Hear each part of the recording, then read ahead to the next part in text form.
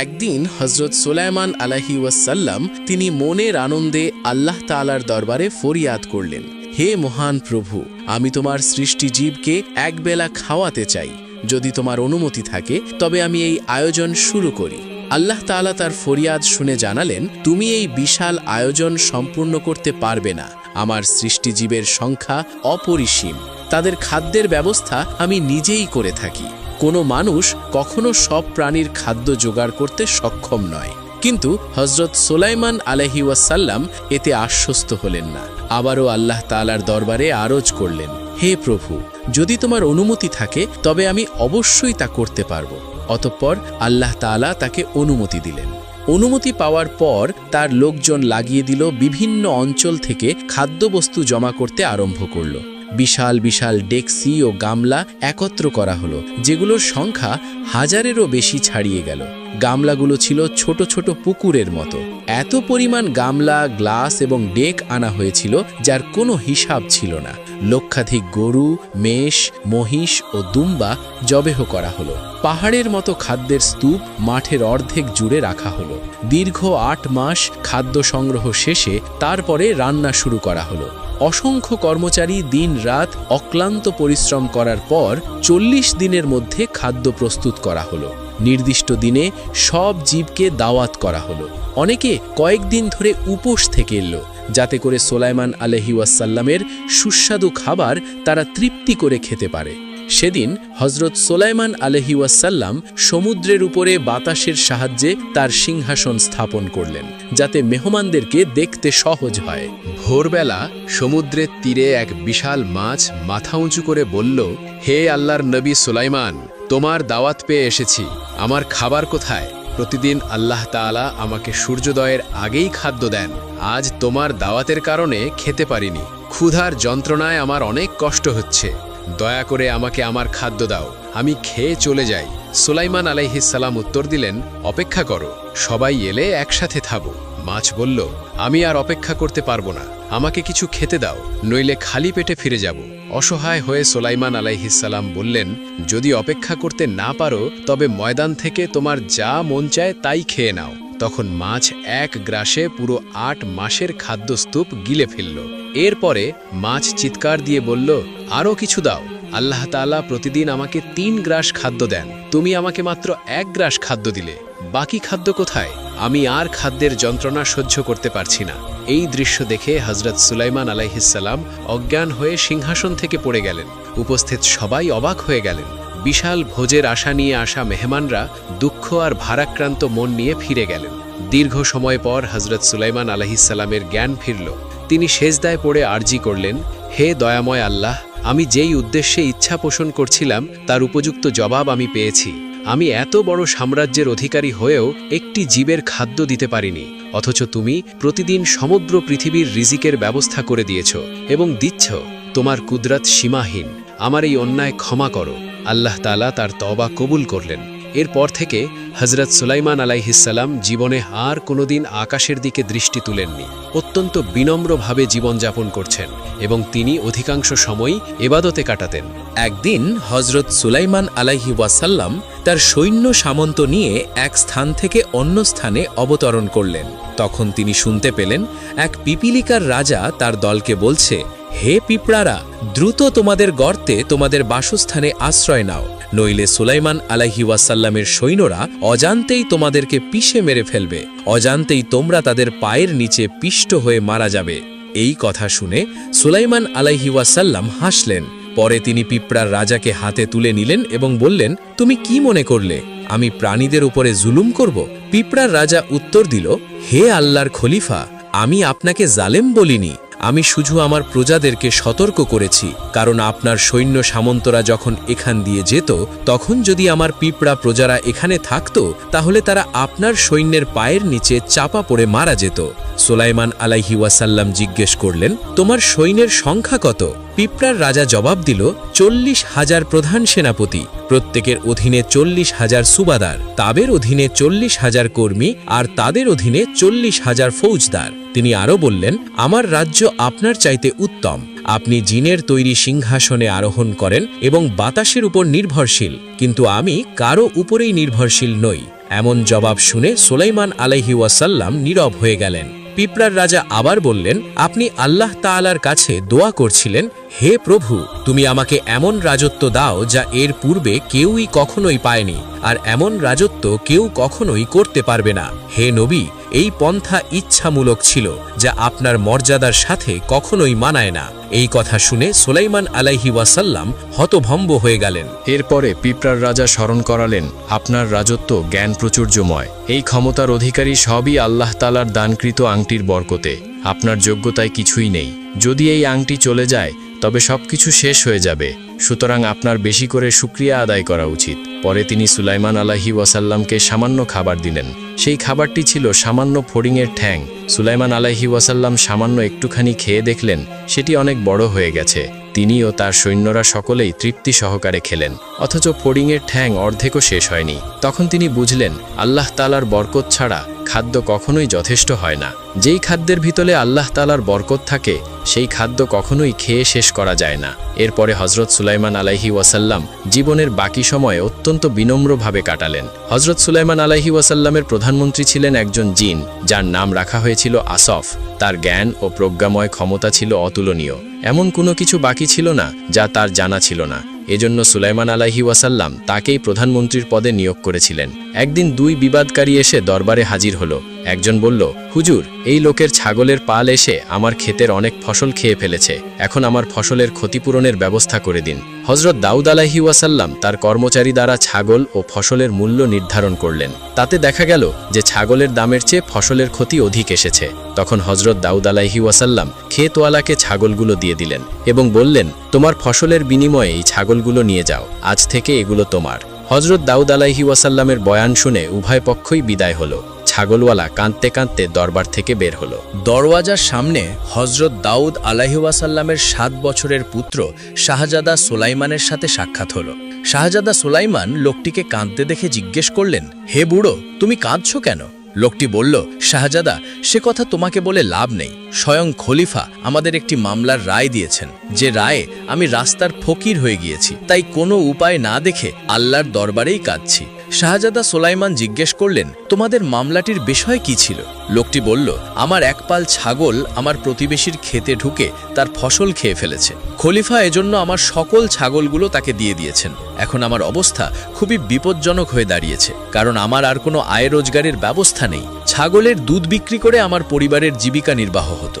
শাহজাদা সুলাইমান পিতার রায় শুনে ছাগলওয়ালাকে বলল, তুমি পুনরায় খলিফার দরবারে গিয়ে বলো, হুজুর, আমার মামলার বিষয়টি আরেকবার ভেবেচিন্তে রায় দিলে আমি বেঁচে যেতাম, নয়তো আমার পরিবারের বেঁচে থাকার কোনো উপায় নেই। সেই বৃদ্ধ লোকটি শাহজাদা সুলাইমানের পরামর্শ অনুসারে খলিফার দরবারে পৌঁছে অনুরূপ আরজ করল। খলিফা তখন জিজ্ঞেস করলেন, তোমাকে এই কথা কে শিখিয়ে দিয়েছে? লোকটি বলল, শাহজাদা সুলাইমান। তখন খলিফা শাহজাদা সুলাইমানকে দরবারে ডেকে পাঠালেন। সুলাইমান পিতার নিকট পৌঁছালে তিনি জিজ্ঞেস করলেন, তুমি কি মনে করো, আমার বিচার ন্যায়সঙ্গত হয়নি? ছেলে বলল, ন্যায়সঙ্গত হয়েছে বটে, তবে সূক্ষ্ম বিচার হয়নি। তখন হযরত দাউদ আলাইহি ওয়াসাল্লাম বললেন, আচ্ছা, বিচারটি যদি তুমি করতে তাহলে কিভাবে করতে? সুলাইমান বললেন, যদি আপনি আদেশ দেন তবেই আমি বলতে পারি। হযরত দাউদ আলাইহি ওয়াসাল্লাম বললেন, হ্যাঁ, আমি তোমাকে আদেশ দিলাম। তখন ছেলে বলল, আমার বিবেচনা অনুসারে বিচারটি এমন হলে ভালো হতো, ছাগলওয়ালা আপাতত ছাগলগুলোকে ক্ষেতওয়ালাকে দিয়ে দেবে, সে উহার দুধ পান করবে, এবং ছাগলওয়ালা ক্ষেতওয়ালার ক্ষেতে পানি দিবে। যেদিন ক্ষেত পূর্বের ন্যায় তরতাজা হবে সেদিন ক্ষেতওয়ালা ছাগলগুলো ছাগলওয়ালাকে দিয়ে দেবে। হযরত দাউদ আলাইহিস সালাম সুলাইমানের বয়ান শুনে বললেন, তোমার প্রস্তাবটা উত্তম, অতএব এটাই কার্যকরী হবে। হযরত দাউদ আলাইহিস সালাম হযরত সুলাইমানের বিচক্ষণতা দেখে তখনই মনে করেছিলেন যে আল্লাহ তাআলা একদিন তাকে যুগের শ্রেষ্ঠ মর্যাদাবান করে প্রতিষ্ঠিত করবেন। আরও একদিনের ঘটনা, হযরত সুলাইমান আলাইহিস সালামের অনুপস্থিতিতে এক বৃদ্ধা এসে হযরত দাউদ আলাইহিস সালামের নিকট নালিশ করল, হে আল্লাহর খলিফা, আমি আমার বাসায় ছেলে মেয়ে ও মেহমান রেখে আমি কিছু আটা আনতে যাই, যা দিয়ে তাদের খাবারের ব্যবস্থা করব। আমি আটা নিয়ে আসার পথে হঠাৎ বাতাসে আমার আটাগুলো উড়িয়ে নিয়ে যায়। আমি এখন খুবই দুশ্চিন্তাগ্রস্ত, কারণ খালি হাতে বাসায় গিয়ে মেহমান ও ছেলে মেয়েদের সম্মুখে কি দিব? আমার বাসায় অন্য আর কোনোই খাবার নেই, অতএব আপনি বাতাসের এই অপরাধের বিচার করুন। হজরত দাউদ আলাইহিওয়াসাল্লাম বৃদ্ধার অভিযোগ শুনে খুবই সমস্যার সম্মুখীন হলেন। তিনি তখন বৃদ্ধাকে বললেন, বৃদ্ধা মা, আমি বাতাসের বিচার কিভাবে করব?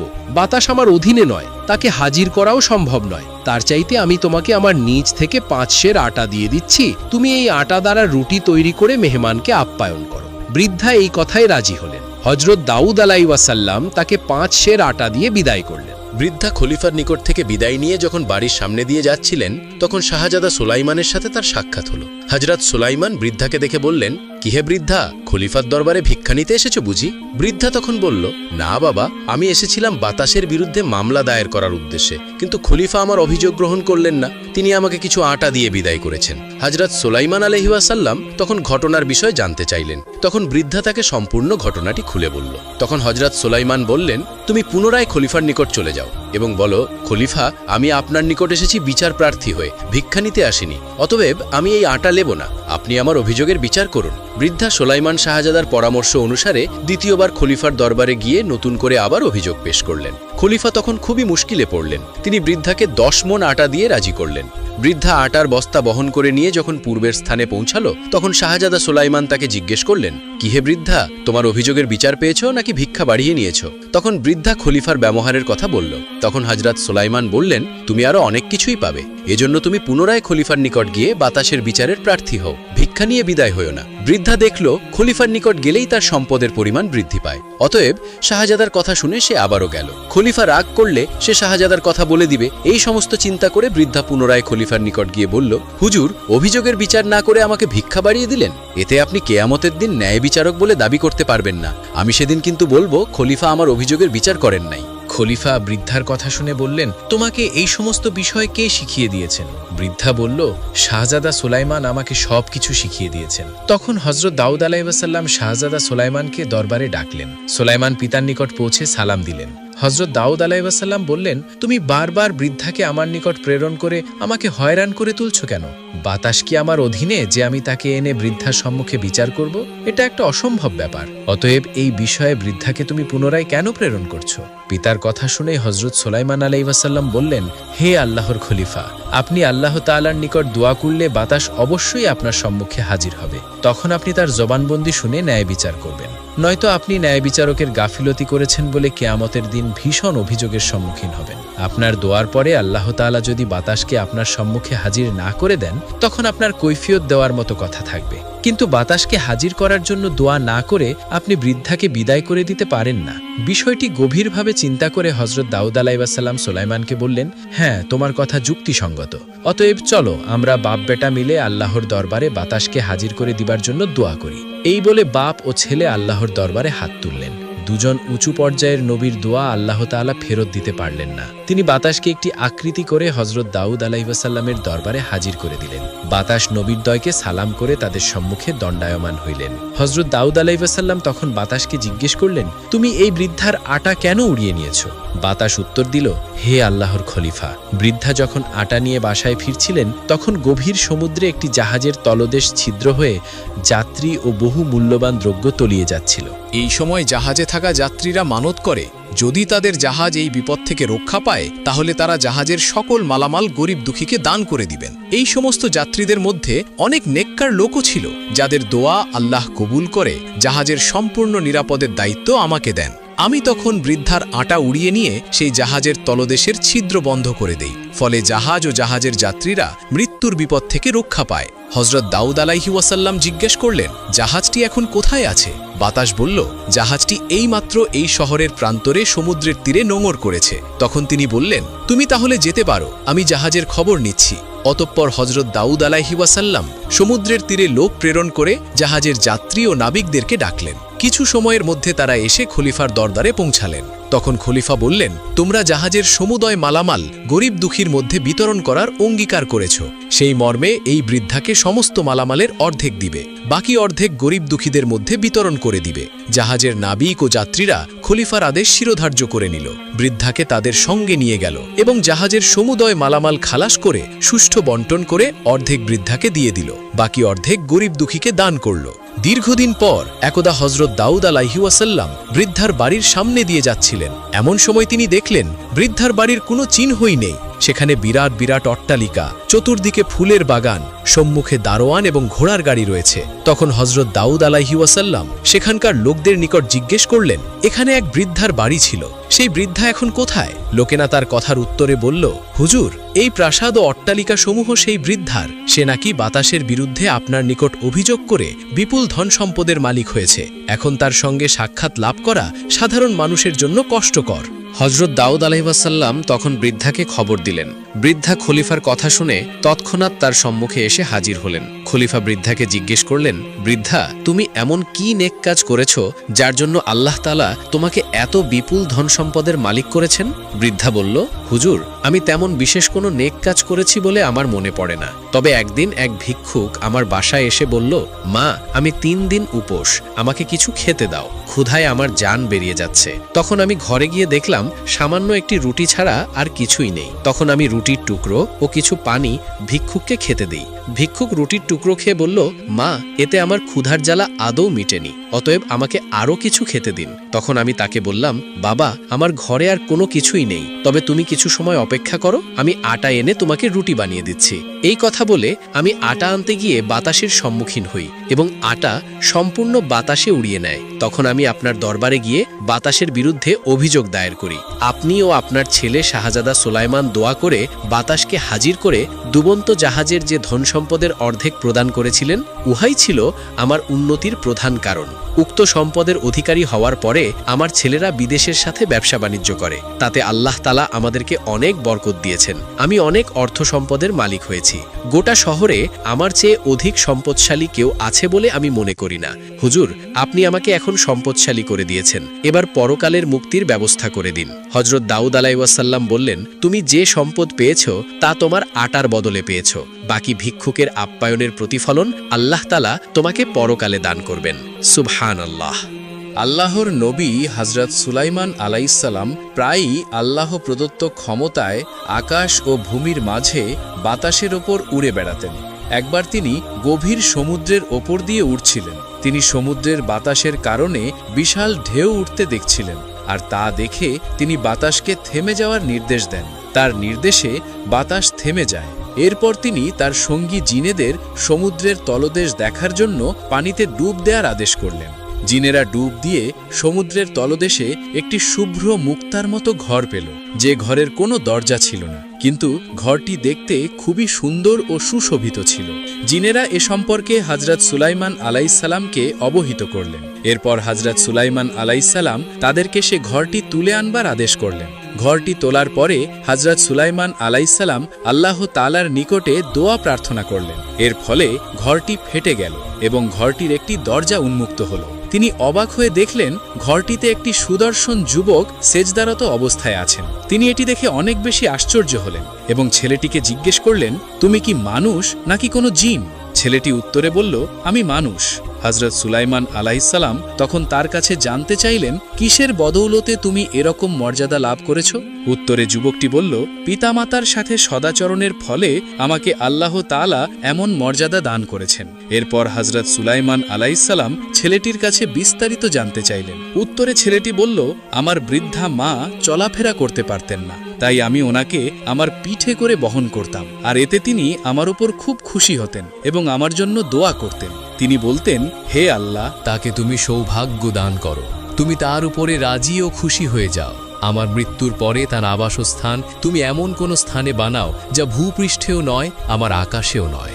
ছেলেটি আরও বলল, এরপর আমার বৃদ্ধা মায়ের মৃত্যুর পর আমি একা হয়ে সমুদ্রের উপকূলে ঘুরে বেড়াতাম। একবার আমি সেখানে একটি সুন্দর শুভ্র মুক্তার ঘর দেখতে পেলাম। আমি যখন সেই ঘরটির কাছে গেলাম তখন ঘরটি খুলে গেল। ঘরটি খোলা দেখে আমি কৌতূহলের বশেই তাতে প্রবেশ করলাম। আল্লাহর কুদরতে সেই ঘরের দরজাটি পরে বন্ধ হয়ে গেল। তাই আমি ঠিক জানি না আমি ভূপৃষ্ঠে নাকি শূন্যে আছি, তবে মহান আল্লাহ তাআলা তার অভ্যন্তরেও আমাকে রিজিক দান করতেন। এ কথা শুনে হজরত সুলাইমান আলাইহিসসালাম জিজ্ঞেস করলেন, তার অভ্যন্তরেও কিভাবে তোমার নিকটে রিজিক আসে? ছেলেটি তখন উত্তরে জানালো, যখন আমি ক্ষুধার্ত হই তখন ওই পাথর থেকে একটি গাছ বের হয়, আর সেই গাছের ফল থেকে দুধের চেয়েও শুভ্র, মধুর চেয়েও মিষ্টি এবং বরফের চেয়েও ঠান্ডা পানি বের হয়ে আসে। আমি সেই পানি পান করি, আর যখন আমি তৃপ্তি অনুভব করি এবং আমার পিপাসা মিটে যায় তখন তা অদৃশ্য হয়ে যায়। এরপর হজরত সুলাইমান আলাইহিসসালাম তার কাছে জানতে চাইলেন সে কিভাবে এখানে দিন ও রাত্রির পার্থক্য বোঝে। ছেলেটি উত্তরে বলল, যখন সুবহে সাদিক হয় তখন ঘরটি শুভ্র আলোতে আলোকিত হয়ে যায়, এবং যখন সূর্য অস্তমিত হয় তখন তা অধার হয়ে যায়। সুবহানাল্লাহ।